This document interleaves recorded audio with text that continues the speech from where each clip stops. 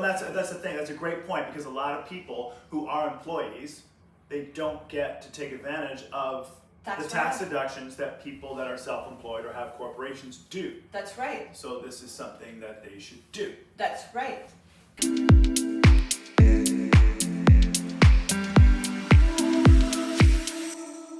All right. Hi, my name is Ian Rosolo with Life in Vancouver, and today we will be discussing the Smith maneuver. Is that what it's called? Yes. The Smith maneuver. And I don't know anything about it. Colton's going to learn about it. He knows probably a bit more than I do, but we want to teach you about it. So that's why we have...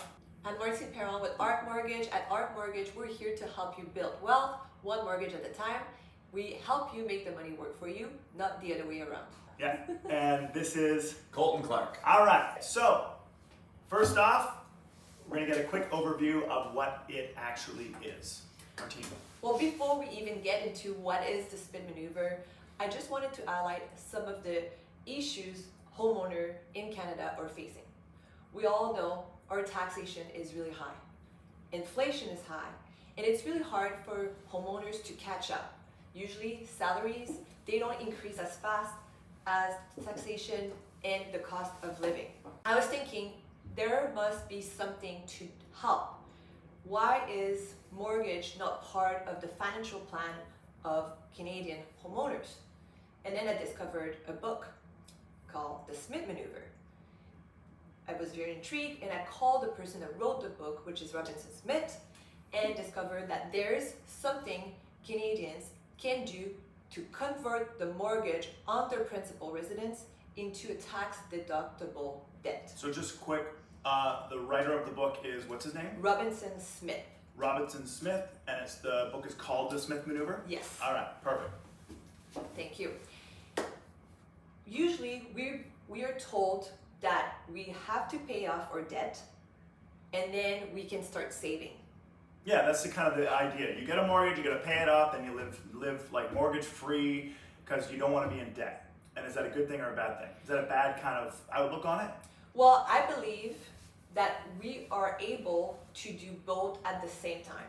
So instead of paying off your mortgage to then wait to save money, you could do it at the same time with no additional money.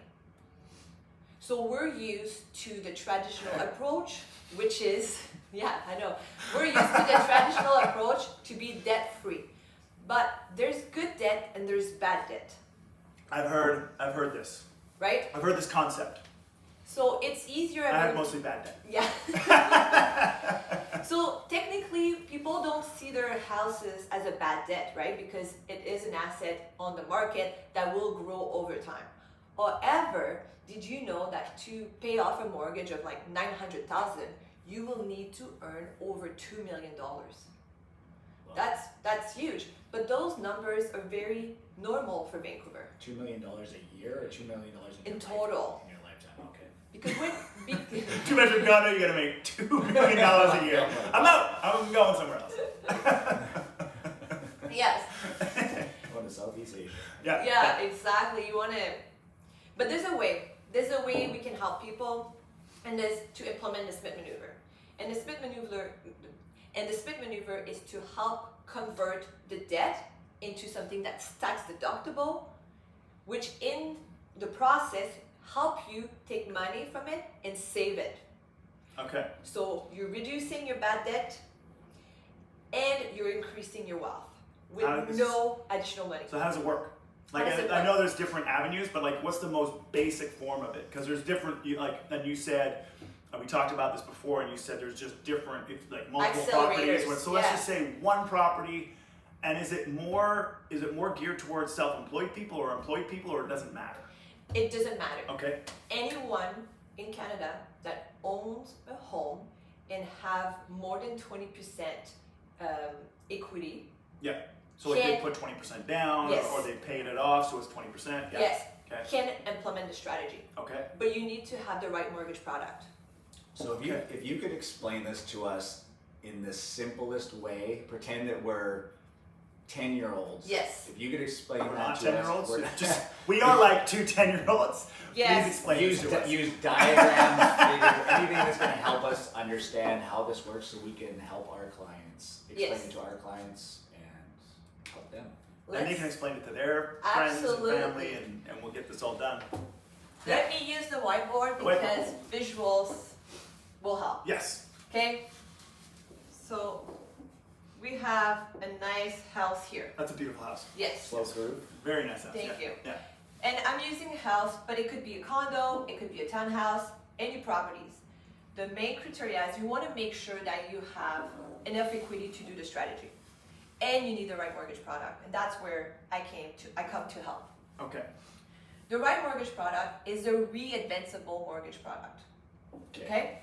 So let's pretend this property is worth $1 million. Are you going to tell us what a re-advanceable mortgage product is? Yes, I will.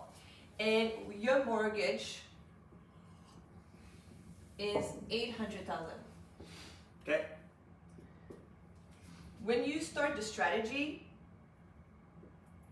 that's the mortgage of $800,000, and that's a line of credit attached to your home, which is called a HELOC. Home equity line of credit.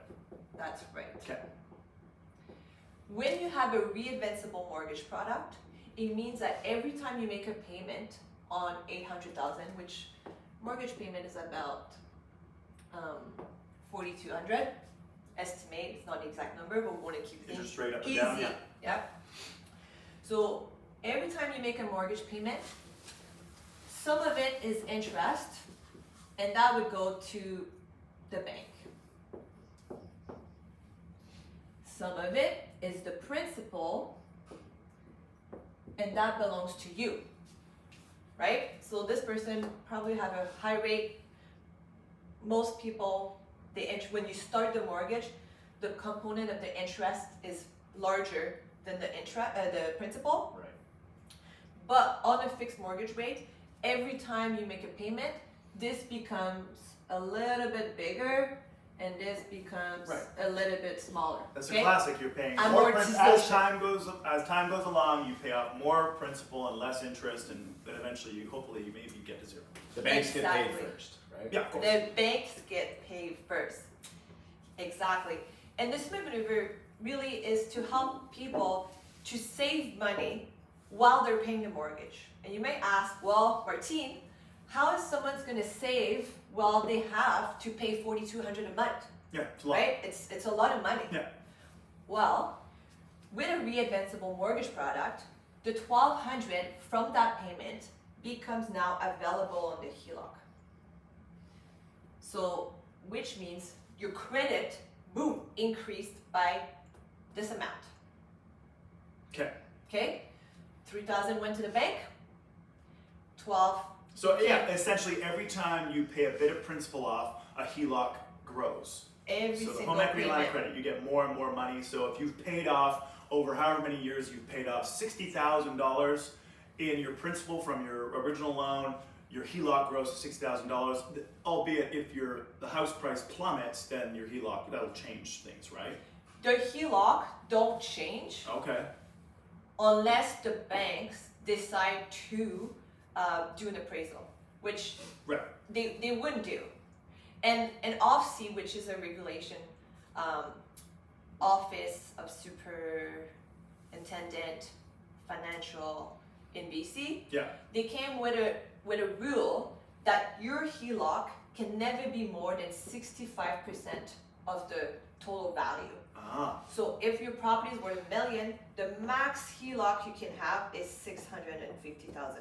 Right, and then of course, that kind of like gives a buffer if the price of the home comes down or whatever, then you're still okay. Absolutely. Right. Okay. So I didn't want to get in this detail, but because you mentioned this, when you are actually at 80% of the value of your home to start with, the full principal usually don't re-advance right away because the bank will consider that 65%. So they might just re-advance in the HELOC.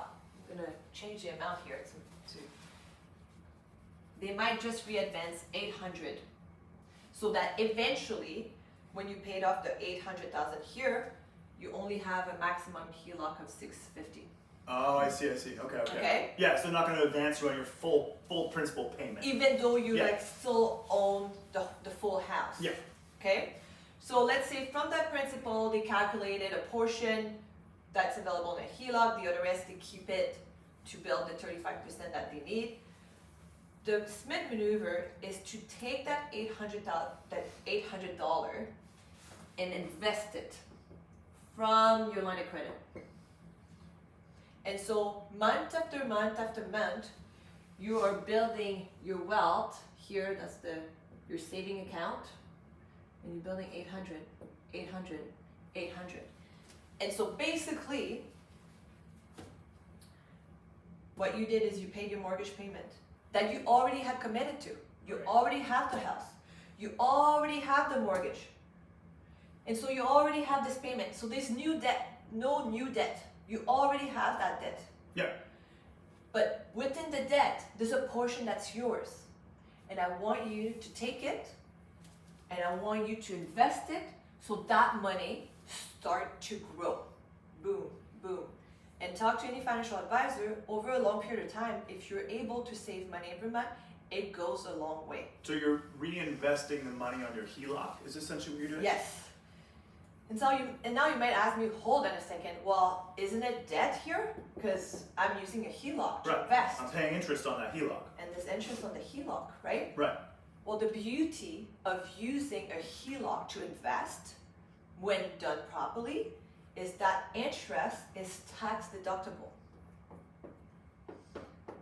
Tax deductible. Right. What does tax deductible mean? That means it essentially comes off my income. That's right. Yeah. So whatever income you paid yourself, right, or you got paid from an employer, yeah. right? Some of it goes to CRA. Yes. Right? A lot of it goes to the Yeah. True to that. So it's already gone. Yeah. When you do the strategy, after every single year, when you file your taxes, you're gonna account for the interest on the HELOC to help you reduce your income tax. Which means, especially if you're an employee, because you already paid a T4, you're gonna get money back from CRA in April. Right. Now, that money was never supposed to come to you if you didn't do that strategy, Right. right? So now the idea is you're investing the money from the HELOC, you're making money off that investment, but you're getting a tax deduction from the interest you're paying on the HELOC. But of course, the money you invest, you have to pay tax on the money you make from the investment, you have to pay tax on as well. Great question. When you do the strategy, you want to work with a financial advisor that's also Smith Maneuver certified, Right. because they will be able to indicate which is the best product to do the strategy. Because, Right. example, a GIC may sound safe, but because the interests are so low and the way it's taxed, it's so high, it would be one of the worst products to use to do the strategy. But there's different type of product that the financial advisor can recommend that will offset the interest paid here to make sure that you still get the tax deduction. Okay? The other thing is some products may create a dividend, right? Because another thing is like, who pays for that interest? We know it's tax deductible, right? But who's gonna pay for the interest that's increasing over time? We can set it up where the interest is taken from that amount, so it never comes out of your pocket. So all you need to do is make your payment, and then we calculate how much you want to invest, and we make sure there's enough that the interest from the product that you're investing, this dividend, to cover the interest on the HELOC. Right, okay, so what we're investing in, the money we're making off that investment, that'll cover the interest in the HELOC. So it's not gonna come out of our own pocket, because that's what's gonna be the big thing. I'm going, okay, I'm gonna get this HELOC, but now I'm paying interest. So now I've got even more debt and more interest. But if it goes in like a circle, so I'm getting, say, whatever the HELOC interest, let's just say is 1%, Yep. but my dividend interest is 2%. Yes. So now that's paying off that interest, plus I'm making an extra 1%. Yes. That being said though, you gotta remember that from your mortgage payment, there's always money going to the HELOC, right? Yeah. So you could also make sure that you're not investing the full amount, so there's enough in that account to cover for the interest. And that would be for a scenario where someone doesn't have any additional money, just like, hey, I'm already committed to this, that's what I have, use this. There's a way that we can use this so nothing else comes out of your pocket and you can still do the split maneuver. Now, when you get the money back, right, in April from doing this strategy, you put it as a lump sum here. Onto your principal. Yes. So you leave the HELOC the way it is. Because the goal, the first goal of the strategy is we want to convert this part that's not tax deductible as fast as possible into a tax deductible debt. Right. Right? So let's say you have a car. Okay? You have a car payment. I do. If I tell you you have the same car, but you have the choice to make it go through your corporation or through your personal name, which one would you choose? This is a trick question, I feel like. Well, I mean, through my personal name, I mean, because I have a corporation, through my personal name, I can write it off through my corporation because I'm an employee of my corporation. But that's not everybody. That's not everybody. Right. But for simplifying, you want to make the tax deductible as soon as possible. Because if you're a business owner and you have a car payment under your name, it means you have to take more money of your corp to pay for the car versus having the corporation paying for the car. Right. Right? So one is a good debt. Yeah, that's okay. People have phones. So one is a good debt, Yeah. and one is a bad debt. Right. And so what we want to do, what we want to help homeowners do, is to convert this as soon as possible. We're not adding to the debt, we're converting it. Right.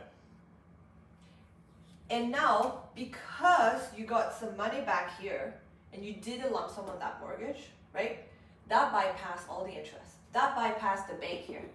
Because any dollar on top of the minimum payment that you can put towards your mortgage bypass the interest. So now you're reducing the interest cost over time, and you're reducing your amortization. So what was the answer with the car? Is it better to have it in your personal name or is it better to have it in your corporation? It's better to have it through your corporation. Okay. Because if, for example, your car payment is $800, right? It's 9. 900. Yeah. So having it through your corp makes it tax deductible. Yeah. Versus you taking money $900 a month to pay yourself for the car. Right. So you're reducing the amount that you have to take out of the corporation. Right. I know not everybody's in this situation, right? Yeah. But there's one way that individual that do not have a corporation that can have a tax deduction. That's one way. Because otherwise it's like you gotta find maybe the grocery thing or. Well, that's it. Well, that's the thing. That's a great point because a lot of people who are employees, they don't get to take advantage of the tax deductions that people that are self-employed or have corporations do. That's right. So this is something that they should do. That's right. Because the money, whether you put it as on your mortgage or not, right? If you don't, it just CRA keeps it, right? It's gone from your T4. You'll see it. You look at your T4, and at the right top corner, you'll see the money you made, and right beside it, you'll see how much you sent to the government. Yeah. The only way, or one of the way that you can take some of it back is to do this strategy. So now this is a strategy that, now that I've grasped it more, Yeah. but it's not something I want to do myself. I want to do this, work with someone like you to actually implement it, or like you were saying, a financial advisor that's well-versed in it. Yes. I don't want to just go and open a HELOC and start day trading. No, absolutely not. Well, because I mean, it's tempting. absolutely, we want to take into consideration that this is your property, this is your home, this is where you live. You want to keep it as safe as possible. Right. And you want to work with people that are certified, especially when it comes into tax, right? Because the last thing people want is to get a call from CRA saying, hey, you owe us money. There's a way we got to structure it so it's very legit with the government. Right. We work with accountants, financial advisor, notaries that are all certified. Right. Right? And this is like something we help people implement. So we don't just set up the mortgage and buy. Yeah. We work with you to set up how is this gonna exactly work for your personal situation. We match you with a financial advisor that's certified, with an accountant that's certified, and we make sure that all the steps are followed. If example of risk of the strategy would be that you have this line of credit and you decide to go buy coffee with it.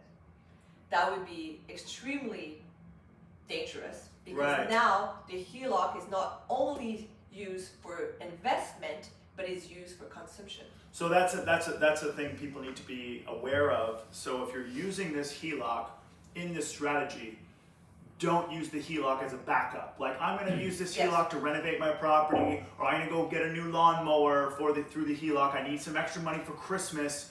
Don't do that. It's only going to be used for this. Yes. If you're someone that is like, I need to have a buffer, I need to have some sort of emergency funds, I need to know that I can have access to something, this is part of the conversation we have. There's some lenders that will let us split the HELOC. And so one part would be for investment and the other part would be just in case. Because we want to be able to give the best solution according to your situation. Yeah. And it's important to have those conversations when you're talking about the mortgage, because lenders are not all the same. No. And some lenders are more restrictive than others when it comes to lump sum and prepayment. And therefore, if you choose a lender that maybe have a better rate, but only allows for 10% lump sum, that might not be good enough for what you're trying to do in the strategy. Right. It might be in the... And this is the basic version of the Smith maneuver. There's obviously you have multiple properties. You're working with A lenders or B lenders or C lenders or that kind of thing. It all kind of changes. Everything changes. Well, only A lenders will have the reinvestable mortgage product, right? But there's a way if you're in a situation where you're in the B lender, we can restructure it to be in an A lender. So a very good example of this would be, I'm working with someone that have one property that's clear title, owns multiple rentals, he's got a CRA debt to pay off, right? Usually banks will not allow you to pay off the CRA debt with your mortgage if it's more than a certain amount. So what we're gonna do is we're gonna pay off that CRA debt with a private lender, and now that person's gonna have a mortgage. We're gonna refinance it with an A lender within that structure, and now we're gonna convert it into a tax deductible debt instead of having the CRA debt still showing up. So the situation can apply very differently to a lot of different scenarios. If, for example, you're able to make this payment and you're saying, well, I'm making this payment, but I also save $500 a month, every month. Well, increase your mortgage payment by $500. So now you're putting $47 into your mortgage. Yeah. But because you're increasing your mortgage payment, the increase will go on the HELOC right away. Right. So it's actually better to do that if you and then invest through there. So instead of like saying, oh, I'm gonna take $500 and invest it, I'm gonna put $500 on my mortgage and then invest it through my HELOC instead. That's right. That's a cash flow diversion accelerator. And by doing this, you might be paying your mortgage 10 years faster. Right. And save. And all the while investing that money. And save something around like $150,000 in interest. So it's safe to say in a quick overview, like if we have a mortgage and we have investments, we have mortgage, we have investments, and it's like we put this much into our mortgage and this much into our investments. It's better to kill that and put more into our mortgage. Yes. Build that HELOC. Use that HELOC to invest. That's right. So stop doing this and do this. That's right. You get that? Because we got to go back to the fundamental, which is to convert this bad debt as fast as possible while still building your wealth. So what if I have, just quick, I mean, I want to keep this a little bit shorter because this is just the first episode of the Smith maneuver, right? Because we'll do another one. Yes. But if I have like a bunch of investments, can I just kind of just shrink those investments, put it onto my mortgage, then beef up my HELOC? So it's rejigging how it goes. Yeah. Whoa, you're erasing it all. Okay, well, I'm gonna redo it, but different. You brought like a crazy strategy here. So,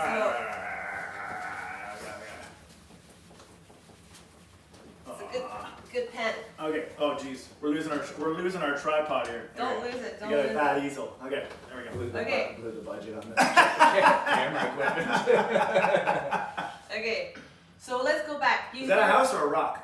That's a townhouse. Okay. Let's say you have this mortgage, okay? Yeah. And we're coming up for renewal. Yeah. And you're like, oh, what's the best rate? Blah, blah, blah. When I do your renewal, I'm gonna ask you, how much savings do you have that is not registered? So not in the TFSA, not in the RRSP, not in the LIRA, right? Okay. Unregistered under your name. Okay. And you're gonna tell me, well, I have 250,000.